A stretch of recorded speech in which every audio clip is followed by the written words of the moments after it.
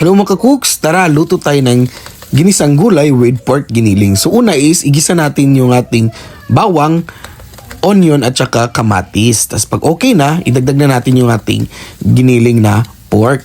Yan, so igisa muna natin. Pagpaluto na yung giniling na pork, timplahan na natin yan ng paminta at saka ng asin. Yan, tapos haluin natin ng maigi. Tapos idagdag na natin yung ating kalabasa at saka sitaw. So haluin lang natin. Tapos panghuli yung ating talong. Yan. Yan mga cooks, lagyan na natin yan ng toyo. Tapos tubig. So madali lang tumaluto mga cooks at tamang-tama to sa mga bata sa bahay natin. Tapos para balanse ang lasa, lagyan natin yan ng kaunting asukal. So goods na to mga cooks. Tingnan nyo naman yan. Yummy!